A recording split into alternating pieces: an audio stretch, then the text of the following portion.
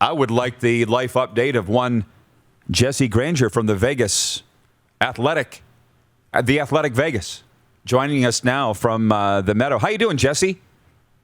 I'm great. How are you guys? Good. Well, I was okay till the trade yesterday, or Tuesday, I guess now, with Marc-Andre Fleury. Did you see this coming down, A?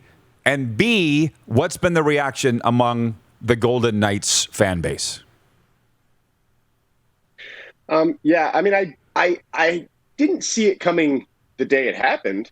I woke up and a few hours or a few minutes later was getting texts that Fleury was being traded. I wasn't expecting it that day, but I mean, there were signs that this was a possibility. Clearly, the team had invested a lot in Robin Lehner, signing him to that 5-year, $25 million extension last offseason. And I think it was pretty obvious that Coach Pete DeBoer preferred Lehner as his goalie, and the fact that Fleury was a little older. To me, the signs that were pointing towards Fleury getting dealt, as soon as the season ended, Marc-Andre reached out to me. Everything he said to me was, hey, I want to stay in Vegas. I want to play here. I want to finish my career here. I want to retire here. And those are things you don't usually hear from a player that has a year left on his contract, unless he thinks that maybe there's a chance he could be traded. I spoke with his agent, Alan Walsh, and he said a lot of the same things. My client wants to stay here. He's willing to sign an extension to beyond this season to make that happen. So to me, those were kind of signs that these guys have a feeling that there's a chance he could be moved this offseason. As far as the fan reaction, about what you'd expect. I think one fan on Twitter had a video or a picture of their Golden Knights hat that they put on their grill and set it on fire. It was engulfed in flames. There were plenty of fans saying, oh, I'm never going to renew my season ticket. I think that maybe they'll calm down after a couple days, but it was a pretty dramatic reaction in Las Vegas. He is by far the most popular player in franchise history by a wide margin. And they're going to miss him. No doubt. But, listen, the truth always comes out, as they say, and I'm just wondering, what was the relationship between Marc-Andre Fleury and Robin Lehner? Was there more to it than we thought? Did Alan Walsh create more hard feelings than we thought? I mean, clearly he's a divisive guy, the agent Alan Walsh. I mean, I'd like to believe that the flower was what we see on television. I know it's hard for you, and I talked to the Vegas media, not traveling with the team throughout the pandemic and stuff until the end, so to get the vibe of being around them. But was there more to this story, that this was addition by subtraction in a way? And also, how much do you think Marc-Andre Fleury's gaffe in Game 3 lead to this trade? Because as Kelly McCrimmon said, he's got to put a winning team on the ice, and they didn't win the Stanley Cup. I don't think the puck handling mishap in Game 3 had anything to do with it, because Fleury was their best player all season. So I think this was more to do with his age, his contract status, the fact that Robin Lehner is younger, the fact that he's cheaper, and the fact that he has 4 years left on his deal compared to only one for Fleury. So I think that was the determining factor. I think they needed to get rid of a goalie, and I have heard that there was interest in both. This wasn't a slam dunk, we're trading Marc-Andre Fleury. I think if they would have gotten an offer that they liked for Robin Lehner, that could have been a possibility. Obviously, that didn't happen, so Fleury's the guy who goes. But I don't think that gaffe in Game 3 against Montreal had anything to do with it. The relationship between Fleury and Lehner was fantastic. It was solid the first season when they first traded for Lehner. I mean, they were teammates. They weren't friends, but they were teammates, and that's all you need to be. This past season, they have become really close friends. Those two, if you're looking for a like divisive nature between maybe the front office and Fleury, maybe if you want to look for that. Between Robin Lehner and Fleury, absolutely not. There was nothing there. Those two are really close. Robin Lehner told the story about Marc-Andre Fleury's kids drawing a picture of him to wish him good luck in Game 6 against Montreal, going into that big game. Fleury's kids were drawing him pictures throughout the playoffs, sending them to their father for encouragement before games. And then when they found out Lehner was starting Game 6 against Montreal, they decided to draw one for him. So that's just a small little anecdote that kind of shows you those two grew close. And I think that was part of the reason that this goalie tandem worked so well. And I think the Golden Knights were, while they wanted to move a goalie this offseason to open up cap space to make some of the moves like they did yesterday, I think that they were sort of open to the possibility of them both returning. And I think Fleury and Lehner's relationship and their ability to work together and And obviously they played really well together last year. I think that was a big part of that. Jesse, I'm loving the interview, by the way. As a Golden Knights fan, I appreciate the time today and the information. And I'll move ahead. Flower was my favorite Golden Knight. That's why I'm hung up on this, Moose. Do you expect that he will play again? Because as you saw in these playoffs and in the regular season, he was moving up the NHL record books into the top 4 in wins all time, right? He passed Eddie the Eagle. And he's the reigning Vezina Trophy winner. He's not going to retire, is he? Like, what do you think he's going to do? Yeah, we all saw Alan Walsh, his longtime agent's tweet about how he's going to talk to his family and evaluate his hockey future. And there's some belief that maybe he won't show up to play for the Chicago Blackhawks. I don't think so. What I'll say is I've had great communication with Fleury, gotten to know him really well over the last 4 years. I got to go live in his hometown for a week and meet all the people he grew up with. And over that time, what I've learned is this guy loves hockey more than any human being I've ever met in my life. And someone who loves hockey as much as Marc-Andre Fleury and is playing it as well as he did last year, having his best season of his life, winning the Vezina Trophy, I just don't see a way that he hangs him up right now, the way he enjoys the game. I've asked him many times about his future in hockey, and his answer always involves some version of, when I'm not having fun anymore, and it's not just the games, because the games are fun for everyone, right? It's practice, it's training in the off season, it's eating right, it's keeping your body ready for this.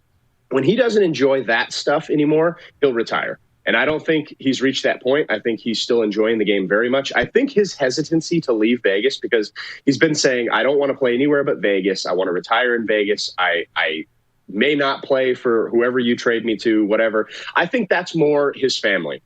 His wife, his kids have grown to love this city. They were heartbroken when they had to leave Pittsburgh. He didn't want to move his family, but when he moved them out here, they really fell in love with this city. The schools, the area, the neighborhood, the people, they love everything about it. So I think his hesitancy to play for somewhere else, I think that's all family driven. I think his family loves it in Vegas. I wouldn't be surprised if Fleury stays in Vegas and spends his summers here. A lot of the players do. Nate Schmidt, Malcolm Subban are out here right now after being traded to Chicago and Vancouver. So I wouldn't be surprised if that's a situation we see with Fleury. But I don't think that family and him wanting to stay in Vegas is enough for him to end his NHL career prematurely. So I would expect that he does show up to Chicago eventually and plays for the Blackhawks and plays well. Jesse, a few minutes left. Our face-off between Darren and I yesterday was, are the Golden Knights a better team Wednesday than they were Monday? Via that trade, the other trades, the free agency happenings, and they're not done yet. How would you answer that question? Are they a better team coming out of this week than they were going into it? That's a tough question to answer. I will say right now I lean towards no, because you lose Marc-Andre Fleury. And like I said, I think he was their best player on the ice last season. In the regular season and the postseason, he was their best player. So you lose that guy, that's a huge loss. I will say there are a lot of variables that could lead to this team being better next year. Obviously, Robin Lehner's play is a huge part. He is an excellent goalie, but he has not proven that he can be the guy on a contending team. He's been the guy before back in Buffalo, but that was on a bad team that was going nowhere. He's also played on successful teams. He played on the Islanders and he's played in Vegas and been through playoffs, but those were rotations. He's never been the guy on a team. I think he's talented enough to do it. We have to see if he can. So obviously his play is going to play a huge factor in that. If there's a huge drop-off in goaltending suddenly, this team will not be better. I promise you, if there's a drop-off in goaltending, they will not be better. However, if Lehner can play well, play as good as Fleury did the last couple of years, and Evgeny Dadonov is their big ad. They traded for him from Ottawa. They sent Nick Holden in a third-round pick. He's coming off of an off year in Ottawa where he was not good. But the 3 years prior to that, he was excellent in Florida, playing with Alexander Barkov on that top line. Talking to him, talking to Kelly McCrimmon, speaking with people in Ottawa, I think there's a lot of belief amongst the Golden Knights people, even people in Ottawa, and Dadonov that last year was rough on him. His wife was not with him in Ottawa. They have 2 kids. She was pregnant with their 3rd child, and he was all alone in Ottawa by himself, dealing with all those COVID protocols. We've heard from all the NHL players how isolated they were.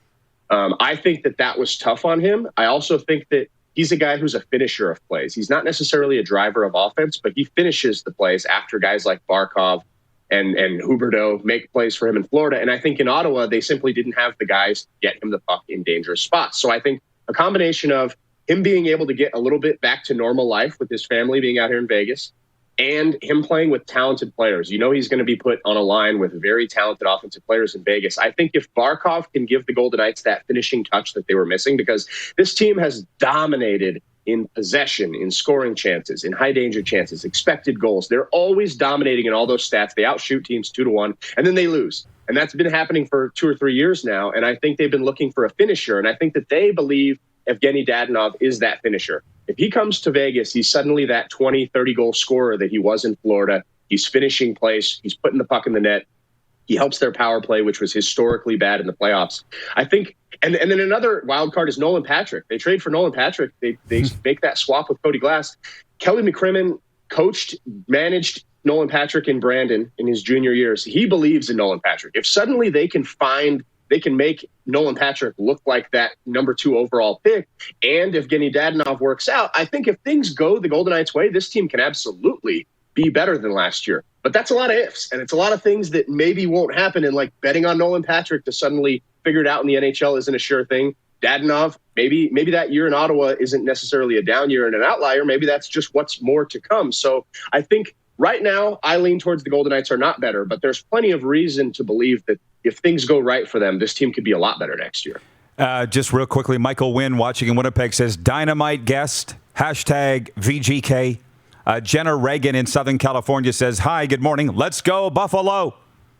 And Jex in Edmonton wants to know about Jack Eichel. And I'll just say in the 60 seconds we have left, I think that's going to be the biggest story here moving forward is where does Jack Eichel go? Any chance he lands in Vegas? Yeah, last night, Kelly McCrimmon said that they don't expect to be involved in any talks moving forward. And that wasn't specifically with Eichel. That was just more of a general question. Obviously, he's not going to come out and say he's trying to get Jack Eichel. So maybe there is a chance. But I got the feeling that maybe they're pretty happy with their offseason. I thought Eichel was a possibility, but now that they've traded for Evgeny Dadonov, that's $5 million. They signed Alec Martinez, that's another $5.25 million. And then they re-signed Matthias Janmark, who was an unrestricted free agent that they picked up as a deadline rental. Even Janmark thought he was a goner. Like, I talked to him at the end of the season, and he didn't think he was coming back. So the fact that they brought all those guys in makes me think that they're probably out on Eichel. Outstanding update, Jesse. I appreciate it. Enjoy the rest of summer. Hopefully things slow down a bit in August. And, stay cool. Thanks for having me. Jesse Granger from The Athletic Las Vegas joining us, talking a little Golden Knights. You're watching Rod Pedersen On Demand. For more of The Rod Pedersen Show, visit rodpedersen.com or follow Rod Pedersen on social media.